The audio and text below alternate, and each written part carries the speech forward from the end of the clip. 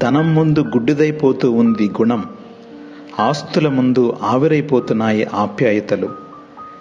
నేటి మన ప్రవర్తనలే రేపు మన పిల్లలకు అస్త్రాలు. దూరంగా నాటిన మొక్కలు కూడా పెరిగే కొద్దీ దగ్గరవుతాయి, కానీ మనుషులు మాత్రం పెరిగిన కొద్దీ ఒకరికొకరు దూరం అవుతారు. రూపాన్ని చూసి మోసపోకు, రూపాయిని చూసి మురిసిపోకు. రూపమైనా రూపాయి అయినా శాశ్వతం కాదు, మనసులోని ప్రేమాభిమానాలే శాశ్వతం. ఒక్కసారి బట్టలు మాసిపోతే మనిషి ఎక్కడ కూర్చోవడానికైనా సిద్ధపడతాడు. అలాగే నడక చెడిందంటే ఎలాంటి పనులు చేయడానికైనా సందేహించడు మనిషి.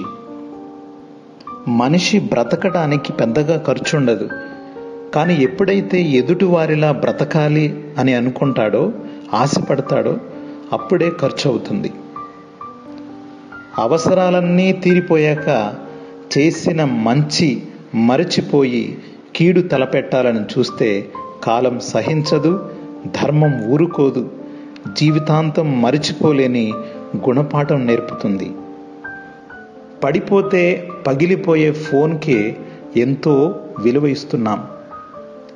అలాంటిది జీవితాంతం మనతో ఉండే బంధాలకు ఇంకెంత విలువ ఇవ్వాలి?